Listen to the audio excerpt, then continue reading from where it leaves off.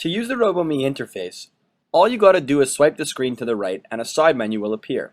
The side menu has 6 buttons. The top button allows you to pick a theme for your character. The second button lets you customize your character's eyes, ears, mouth, hair, and even glasses if you like. The third button is where you personalize your RoboMe by adding triggers. The fourth button is what you press to activate telepresence or video control. The fifth button is for settings, and the last button is for help.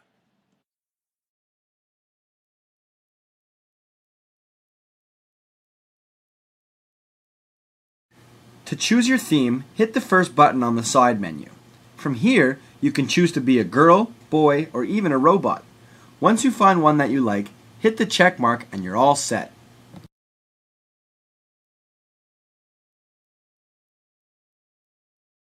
To customize your face, slide your finger to the right to pull up the side menu. Hit the second button from the top and swap out any facial feature that you like. The only tricky thing here is how to put the glasses on your character's face. To do this, you need to swipe downward and downward again to scroll through different glasses. Once you like what you see, hit the check mark on the bottom of the screen to save your changes.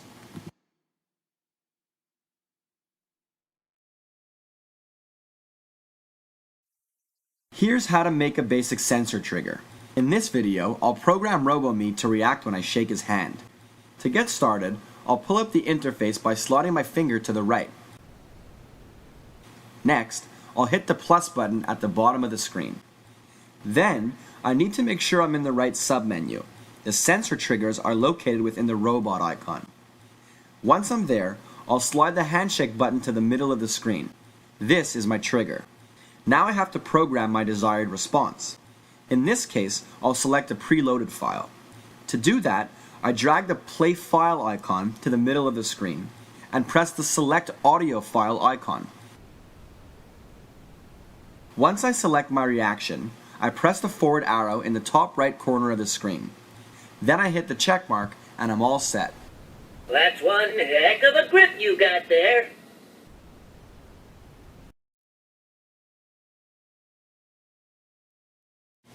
Here's how to create a trigger that responds to RoboMe's remote control. Again, I slide to the right to pull up the menu. Once I do so, I hit the plus button to add a new trigger. Then, I pull up the submenu within the remote control icon on the bottom of my screen.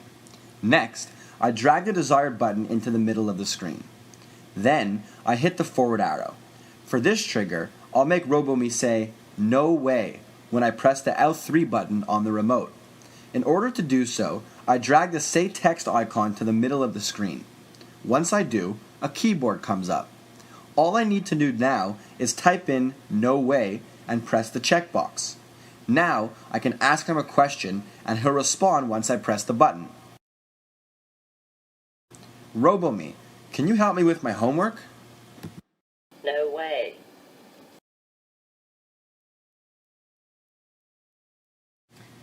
Here's how to create a trigger using voice recognition. First, I slide to the right to pull up the trigger menu. Once I do so, I hit the plus button to add a new trigger. I then pull up the submenu within the microphone icon on the bottom of my screen. Next, I drag the microphone icon into the middle of the screen. Once I do so, I type in the keywords I would like RoboMe to recognize when I speak to him. In this case, I'm typing in "cut the cheese."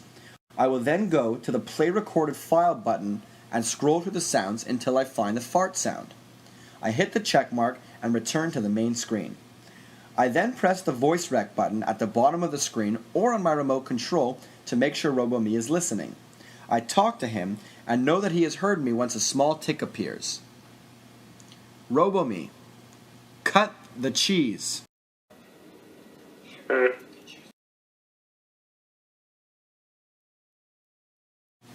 If you really want to personalize your RoboMe, he can even talk just like you. Here's how to do it. Once again, we pull up the trigger menu. In this example, I'll poke RoboMe in the eye and he'll respond just as I would. I find the submenu with the finger and drag the eye icon into the middle of the screen. Then, I drag the record icon to the middle of the screen. Once I do, a button appears on top of it that says Record New. Once I press it, I speak my desired response, Pick on someone your own size. hit the stop button, and press the forward arrow. Then I'm all set.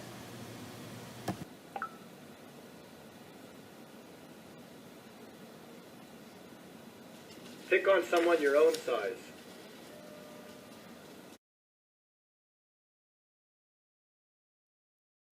Some of our customers have been having trouble using the telepresence feature with RoboMe.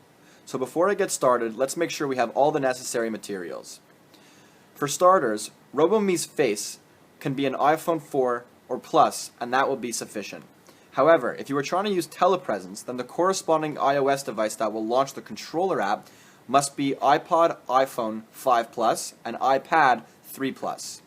Once you have ensured that you're using the proper devices, make sure you have a strong internet connection, and make sure both your devices are connected to the same network.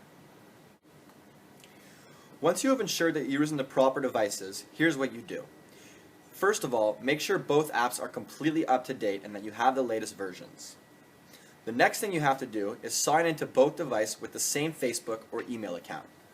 If you're signing in using Facebook, make sure that in the settings of your both iOS devices, your Facebook account is connected.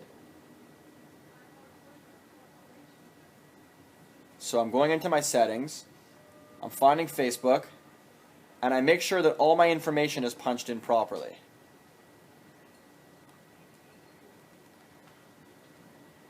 If, however, I'm going to use email, and for the purpose of this video I will be doing that, make sure that you're signing into the same email account on both your iOS devices.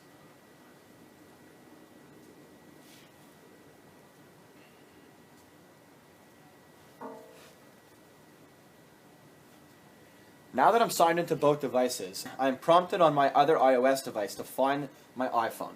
I highlight it, select it, and press the check mark. Once I do, the video will get started.